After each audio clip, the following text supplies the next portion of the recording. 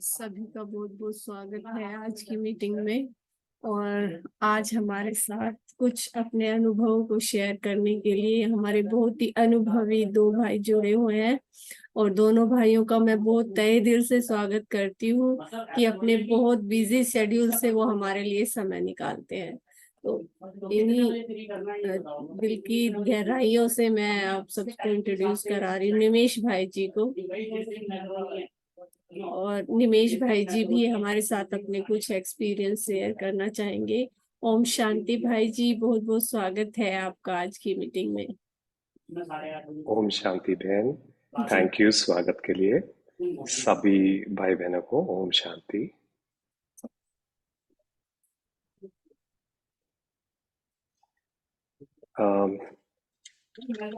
बहन, लगभग कितना टाइम है मेरे पास ताकि मैं टाइम से अपना समाप्त कर दूं ताकि रवि भाई भी कर सके? 15 मिनट भाई जी आपके पास है, आप 15 मिनट में। ठीक है, ठीक है, ठीक है।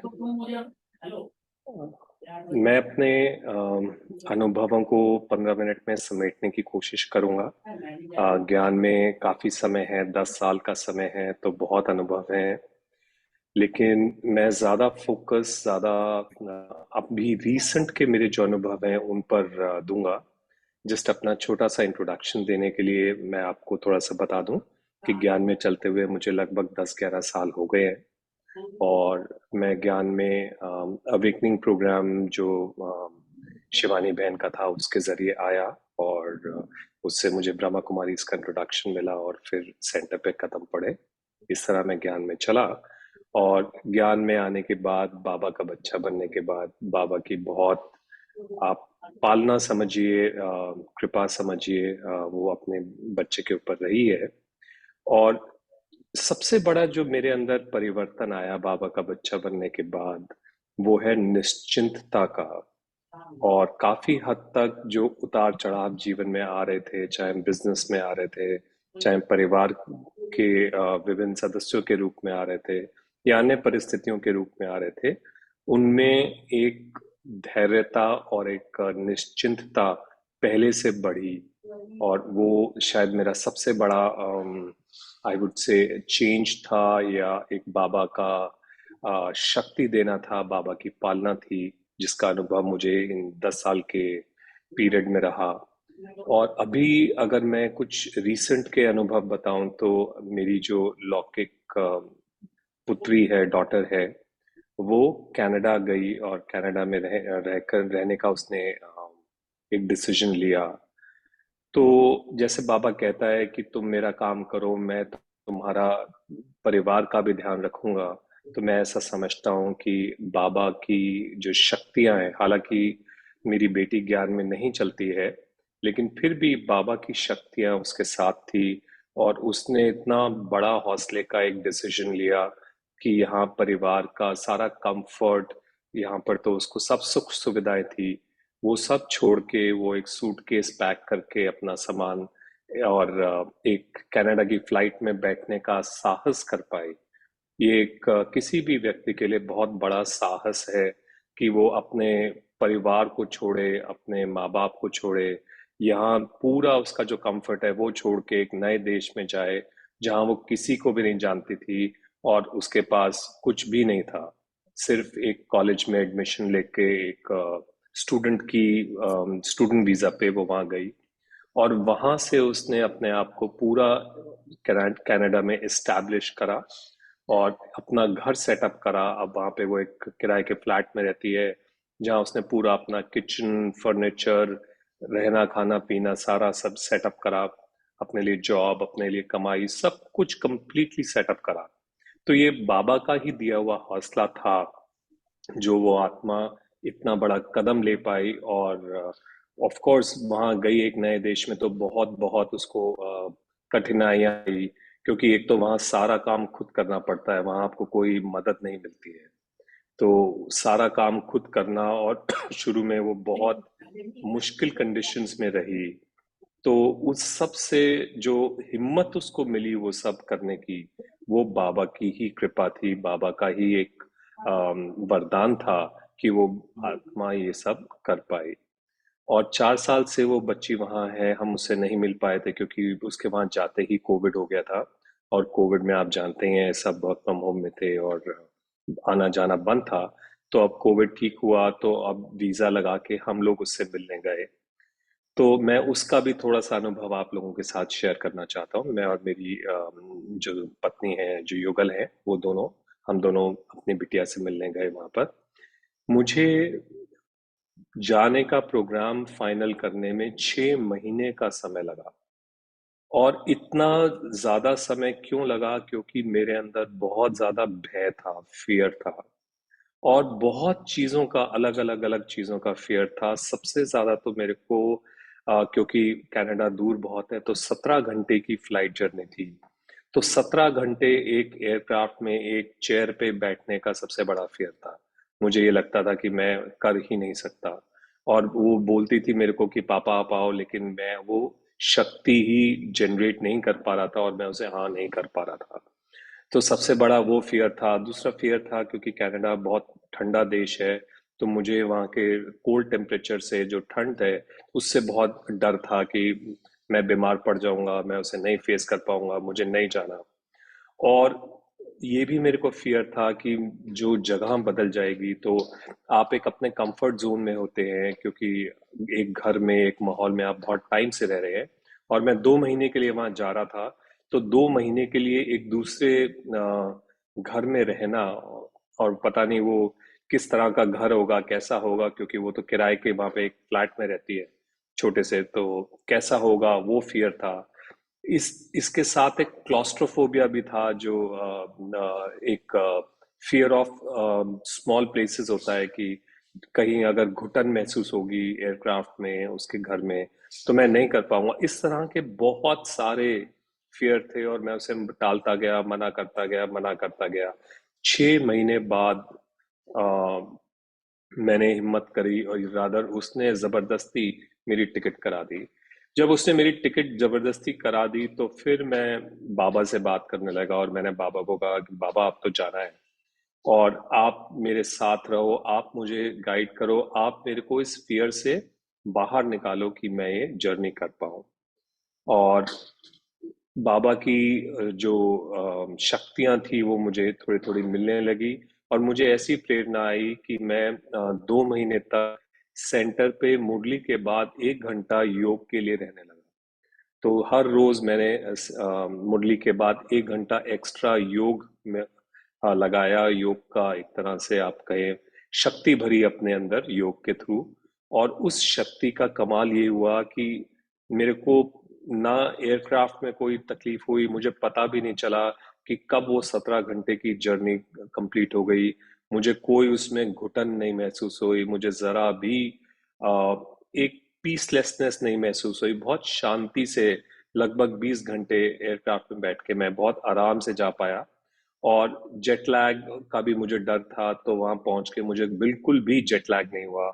और जो ठंडा वहां पे वेदर था वो मैं इंजॉय करने लगा, वो मुझे अच्छा लगने लगा बनिस्बत उसके कि जिससे मुझे एक डर रहता था, एक फियर रहता था। और एक और इसके साथ फियर था, मुझे फियर ऑफ डार्कनेस। तो जब अंधेरा होता है या अंधेरा रहता है तो भी मुझे डर लगता था। तो वो भी वहाँ, क्योंकि वहाँ पे क्या है कि दिन बहुत छोटे होते हैं, सनलाइट बहुत कम आती है। तो वहाँ भी डार्कनेस में मैं बिल्कुल कंफर्टेबल था और बिल्कुल भी मेरे को प्रॉब्लम नहीं हुई। तो मेरा अनुभव ये कहता है कि ये जो 2 महीने की योग साधना कहें, योग का एक्स्ट्रा कंट्रीब्यूशन जो किया, इससे बाबा ने मुझे इतनी शक्ति दी, इतनी शक्ति दी कि ये सब परिस्थितियों से मैं बहुत इजीली गुजर सका, बिना कुछ महसूस करे। और वापस आने की जर्नी में भी एयरक्राफ्ट में मुझे कोई प्रॉब्लम नहीं हुई, आने में भी कोई प्रॉब्लम नहीं हुई। जो मुझे डर लगता था वो डर एक तरह से जैसे छूमंतर हो गया, गायब हो गया। अब वापस आने के बाद मैं सोचता हूँ तो मुझे लगता है कि अगर ये 2 महीने के योग ने मेरे अंदर इतना परिवर्तन लाया, इतनी शक्ति दी, तो आगे भी मेरे को ये योग साधना कंटिन्यू करनी चाहिए और इससे मेरे अंदर और शक्ति आ सकती है। और जो छोटी मोटी कमियां हैं मुझात्मा के अंदर, मैं उन कमियों को भी पूरा करके और आगे बढ़ सकता हूँ। तो ये एक रीसेंट का अनुभव था कनाडा का। और भाई बहनों को मैं थोड़ा सा वहाँ के सेंटर वगैरह के बारे में भी बताना चाहूंगा, क्योंकि मैं वहाँ होकर आया। तो वहाँ का जो टोरंटो का मेन सेंटर है, एक जगह है इज़लिंगटन एवेन्यू करके, वहाँ पर वो सेंटर है। तो मैं वहाँ जाया करता था। रोज तो नहीं जा पाता था, क्योंकि वो करीब मेरे घर से 25-30 किलोमीटर दूर था और जाने में 1 घंटा लगता था। तो मैं संडे की संडे जाता था। वहां पर मुरली क्लास सुबह 6:30 बजे चालू होती है। जैसे अपने यहाँ 7, सवा 7 का टाइम है, वहां पर 6:30 का टाइम है। और शायद उसका कारण ये है कि 6:30 के से 7:30 मुरली करके लोग अपने ऑफिस जाते हैं डायरेक्ट। और ऑफिस वहां पर नॉर्मली 8, 8:30 बजे चालू हो जाता है। 6:30 से 7:30 रहता था। और वहां पर 2 हॉल थे, साथ साथ इंग्लिश मुरली और हिंदी मुरली होती थी। एक हॉल में मुरली हिंदी में सुनाई जाती थी और एक हॉल में मुरली इंग्लिश में सुनाई जाती थी। मैं सोचता था कि मुझे वहाँ बहुत फॉरेनर्स दिखेंगे, मिलेंगे, लेकिन मोस्टली वो इंडियन थे। शायद 5% कुछ फॉरेनर्स होंगे। सारे जो बाबा के बच्चे वहाँ रेगुलर क्लास करने आते थे वो इंडियंस थे। लेकिन वो इंडिया में अलग अलग प्रांतों के थे, तो कुछ साउथ इंडिया के थे जो हिंदी नहीं जानते थे, तो वो इंग्लिश मुरली क्लास में बैठते थे। बाकी जो नॉर्थ इंडिया के थे, दिल्ली के भी मुझे कई भाई बहन वहाँ मिले, तो वो सब हम लोग हिंदी मुरली क्लास में बैठते थे। और मोस्टली जो भाई बहन वहाँ आते हैं वो प्रवृत्ति में रहते हैं। समर्पित भाई बहन बहुत कम है उस सेंटर पे। लेकिन उसके बावजूद इतनी सेवाएं करते हैं सब भाई बहन। वो सेंटर इतने अच्छे से चलता है कि जिसका कोई मिसाल नहीं है। और बहुत बड़ा सेंटर है। बहुत आलीशान सेंटर है। शायद अपना जो डेरावाल का प्लॉट है उससे 3 गुना 4 गुना बड़ा साइज का प्लॉट है जिसमें वो सेंटर बना हुआ है।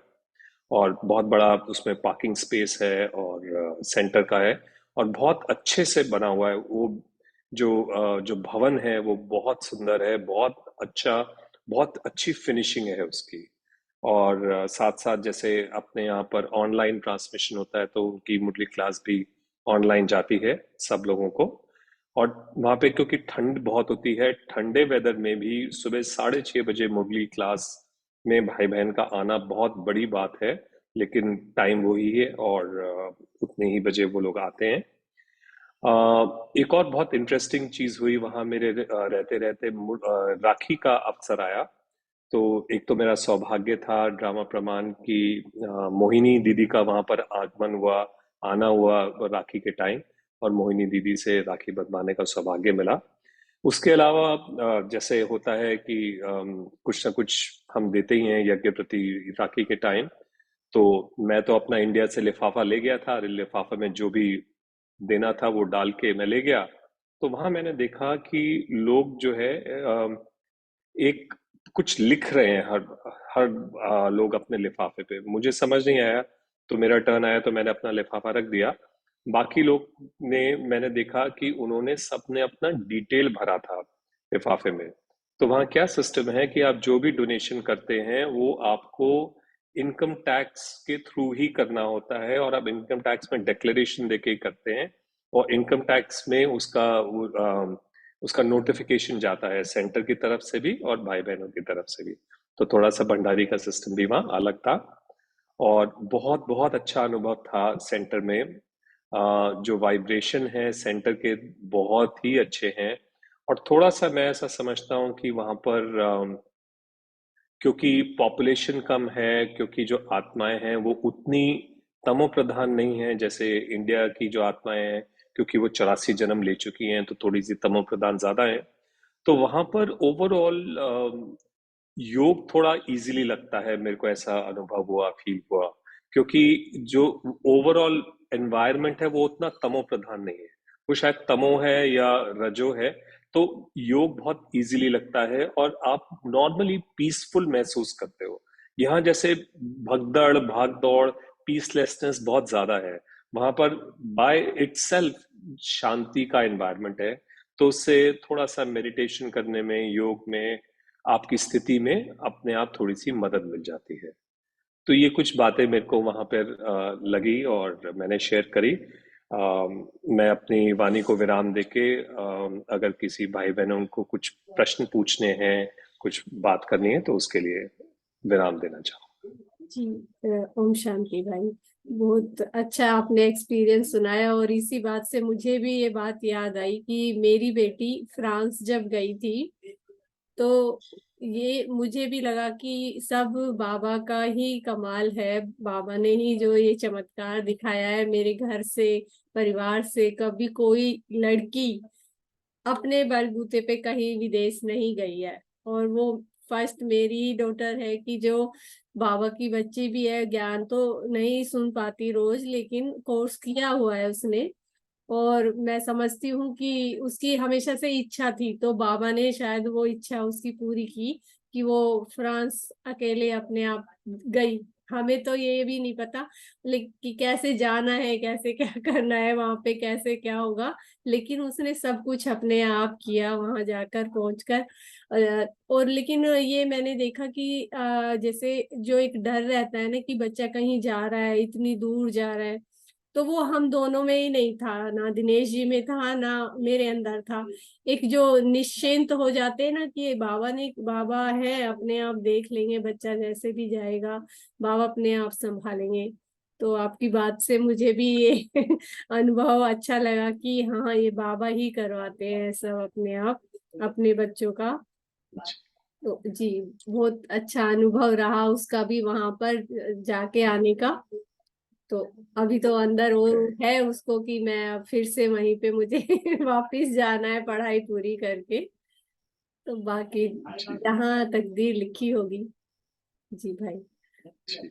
तो किसी और बहन भाई को कुछ पूछना है भाई से कनाडा के बारे में तो पूछ सकते हैं। तो हम रवि भाई के पास चलते हैं और वेलकम करते हैं रवि भाई जी का। वो भी अपने अनुभव हमारे साथ शेयर करेंगे। रवि भाई से रिक्वेस्ट है कि वो वीडियो ऑन करें और अनम्यूट भी करें अपने आप को।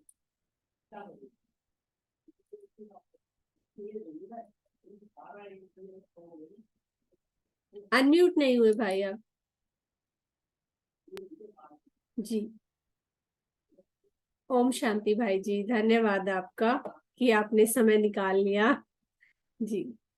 आप सभी का बहुत बहुत धन्यवाद। ओम शांति। जितने भी भाई बहन हमारे इस ग्रुप में जुड़े हुए हैं, आप सबको मेरा ओम शांति। और आपने एक बार फिर याद किया, इसके लिए आप सबका भी बहुत बहुत धन्यवाद। मेरे पास अरविंद, मेरा ऑडियो क्लियर आ रहा है ना? हाँ जी, बिल्कुल बिल्कुल। धन्यवाद। मेरे पास अरविंद भाई जी का फोन आया था आज से तीन तीन रोज पहले।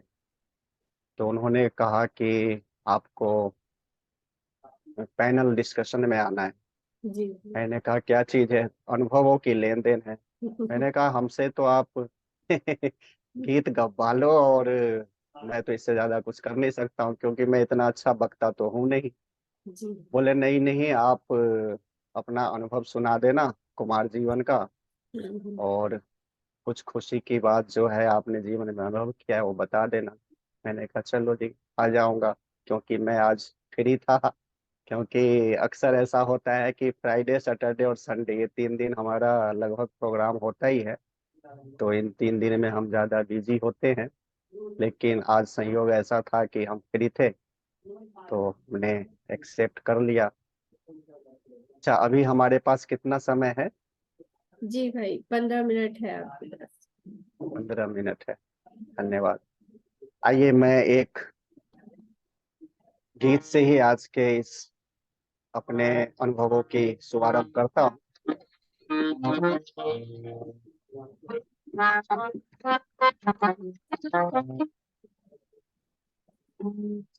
संसार के लोगों से आशा न किया करना, संसार के लोगों से आशा न किया करना। जब कोई न हो अपना, प्रभु नाम लिया करना।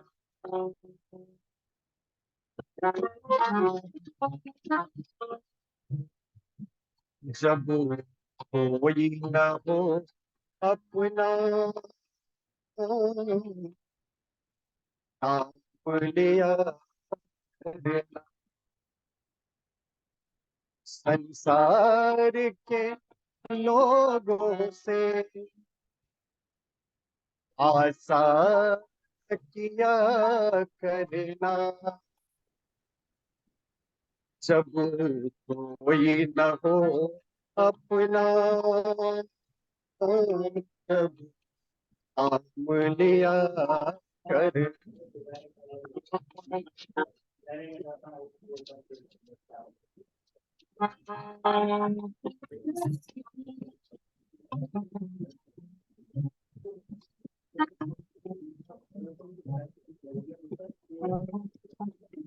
जी भाई, आवाज ब्रेक हो रही है।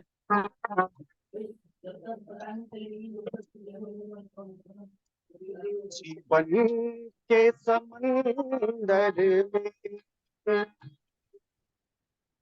आन भी आते हैं। जीवन के समंदर में आन भी आते हैं। जो प्रभु को भजते हैं,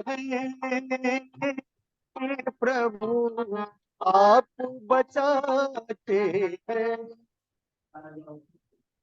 वो आप ही आएंगे,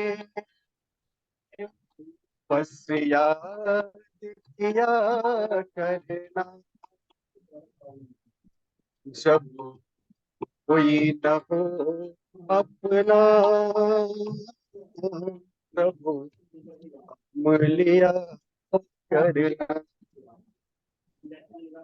जब कोई न हो अपना, प्रभु लिया।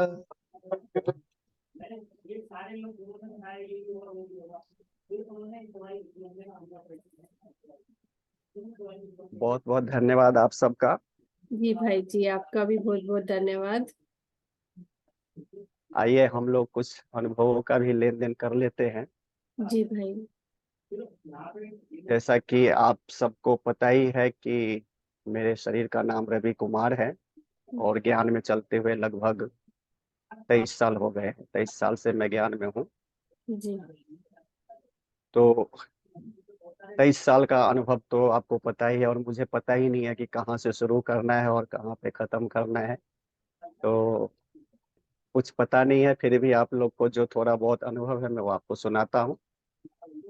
सबसे पहले जब हम ज्ञान में चले तो चलने में विघ्न बहुत आते हैं, क्योंकि संसार में आपको पैर खींचने वाले बहुत सारे मिलते हैं। लेकिन अपना हमेशा से ही एक निश्चय रहा है कि एक बार जो मन में ठान लिया वो करना ही है। तो ये निश्चय ही आज मुझे इस ज्ञान के मार्ग पर चला रहा है, और आगे भी चलते रहेंगे। तो इसलिए सबसे पहले कि निश्चय जो है बहुत जरूरी है। कुमार जीवन में सबसे बड़ा जो विघ्न आता है वो आता है कि हमें अपने जीवन को चलाना कैसे है, क्योंकि कोई सहयोगी तो जरूर चाहिए। लेकिन आज तक अभी तक हमारे मन में ऐसा ख्याल आया नहीं कभी, क्योंकि बाबा का प्लानिंग जो है ना वो पहले से ही है। हमें उनका प्लानिंग पता नहीं है, लेकिन वो हमें पहले से ही तैयार करके रखे हुए हैं कि हमें आगे कैसे करना है और कैसे चलना है। जब मैं ज्ञान में नहीं था उससे पहले ही मुझे खाना बनाने का, घर में काम करने का जो भी होता है वो सब लगभग लगभग हम करते ही थे और आता ही था। तो कभी भी हमें ये दिक्कत नहीं हुआ कि आज खाना नहीं बनाना है या भूखे सो जाना है, क्योंकि कुमार जीवन में मैंने कईयों को देखा है और वो लाइफ ज्यादा दिन चल नहीं पाता है, क्योंकि मेरे सामने कई कुमार आए और आकर के फिर से लौकिक दुनिया में चले गए। उसका सबसे बड़ा कारण यही है कि आपको अपने ऊपर निश्चय बहुत जरूरी है, क्योंकि भगवान में तो निश्चय चाहिए ही चाहिए, लेकिन आपको अपने ऊपर भी निश्चय बहुत जरूरी है। तो मैं भी, जैसे कि हमारे भाई जी सुना रहे थे, निमेश भाई जी, अनुभव कनाडा का, तो हमारे साथ भी एक समय ऐसा आया कि हमें दिल्ली से बाहर जाना था और विशाखापट्टनम जाना था, आंध्र प्रदेश। तो एक बार तो मुझे भी लगा कि मैं पता नहीं वहाँ कैसे रह पाऊंगा, क्योंकि वहाँ का तो भाषा भी अलग है, तेलुगु भाषा है वहाँ का, भाषा की प्रॉब्लम, खान पान की प्रॉब्लम, कई सारी बातें, मतलब आई, प्रॉब्लम आई। लेकिन फिर भी मैं कहा कि चलो एक बार जा करके देखते हैं। लेकिन जब वहाँ गया तो बाबा ने हमारे लिए सब कुछ पहले से ही सेटिंग कर रखा था, हमें किसी भी तरह की कोई दिक्कत वहाँ पे नहीं आई। और हमेशा ही, क्योंकि हमारा ड्यूटी सुबह 10 बजे से लेके और शाम को 7, 8, 9, शाम को कोई टाइमिंग ही नहीं होता था, 9, 10 भी बज जाता था। तो इतना सारा काम करके और रात को जब हम वापस जाते हैं तो कुमार जीवन में आलस्य जरूर आता है कि अब खाना कौन बनाएगा। तो कई बार जो है कुमार या तो दूध पी के सो जाते हैं, या फिर वो कईयों को मैंने देखा है कि वो कॉर्नफ्लेक्स रखते हैं, वो डाल करके पी करके सो जाते हैं। लेकिन हमारे साथ ऐसा कभी भी नहीं हुआ। ना तो मैं कभी भूखे सोया और ना कभी मैं दूध पी के सोया। मैं हमेशा ही खाना, जब भी आऊं खाना बना करके खाऊंगा, क्योंकि हमें 1 दिन 2 दिन की बात तो है नहीं, हमें तो लंबा चलना है। लंबा क्या चलना है, सारा जीवन ही समर्पित किया है, तो सारे जीवन के लिए है। तो ऐसे तो काम चलेगा नहीं। तो हम जब भी आते थे आकर के खाना बना के खा के ही सोएंगे। और सुबह का रूटीन फिर वही, ऐसा नहीं कि सुबह का रूटीन खराब हो गया, रूटीन भी सुबह का वही रहेगा। लेकिन कभी भी ऐसा भारीपन महसूस नहीं हुआ कि आज लेट हो गया, लेट सोए हैं, या कई तरह की बातें हैं। तो बाबा हमें, जब हमें निश्चय होता है तो बाबा का मदद हमें जरूर मिलता है। बाबा हमेशा ही मुरली में कहते हैं कि बचपन के दिन भुला न देना। वास्तव में बचपन का जो दिन होता है ना, जब वो नशा जो होता है, वो नशा अगर चढ़ा रहे, क्योंकि जब बचपन होता है, जब हम ज्ञान में आते हैं तो एकदम से नशा चढ़ता है। और जब वो नशा चढ़ता है, वो नशा हमेशा ही चढ़ा रहे, तो फिर ज्ञान में चलना आपको मुश्किल नहीं होगा। इसीलिए बाबा हमेशा कहते हैं बचपन के दिन भुला न देना। ज्ञान में चलते हुए लगभग 1 साल हुआ। अब 1 साल हुआ क्योंकि हम क्लास डेरावाल में करते थे, डेरावाल में ही हमें ज्ञान मिला, वहीं से और वहीं से जुड़े, और आज तक हम वहीं जुड़े हुए हैं। आज भी वहीं जाना होता है, जबकि हमारे आसपास कई सारे सेंटर हैं। लेकिन हम रहते तो स्वरूप नगर में हैं, जीटी कर्नल बाईपास, लेकिन हम हमेशा ही डेरावाल नगर ही सेंटर क्लास करते हैं। तो अभी 1 साल हुआ था, और हमें पहले, जब हम स्टार्टिंग में ज्ञान में चले तो हमारा क्लास जो होता था, हम शाम का क्लास करते थे, क्योंकि इस डेरावाल में पहले सुबह में 2 क्लास और शाम में 2 क्लास हुआ करता था। एक क्लास तो सुबह 7 बजे से सुबह में, और दूसरा क्लास 8:30 से, और शाम को फिर एक क्लास 5:30 से, और एक क्लास 8 बजे से, 8 से 9। ये रूटीन था डेरावाल का। तो क्योंकि हम ज्ञान में चले थे तो अभी उतना नशा तो था ही, लेकिन लगता था कि हम शायद नहीं कर पाएंगे, क्योंकि सुबह का क्लास मैं नहीं कर पाता था। तो मैं शाम का क्लास 5:30 से 6:30 का जो होता था, उस क्लास को मैं करता था। लेकिन एक दिन मन में विचार आया कि क्यों ना हम सुबह का क्लास कर सकते हैं, क्योंकि सुबह 7 बजे से क्लास है, तो हमें सुबह क्या है कि ऑफिस जाना है। क्योंकि हम क्लास में आएंगे फिर वहीं से हमें ऑफिस जाना होगा, क्योंकि दिल्ली में जब थे तो हमारा ऑफिस 9, 9:30 से हुआ करता था।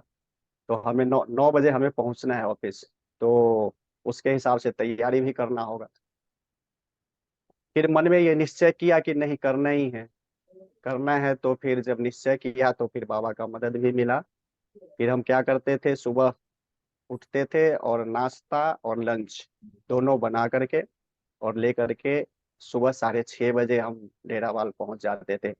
जबकि आज से 23 साल पहले जो ठंड हुआ करता था, वो ठंड तो अब होता भी नहीं है।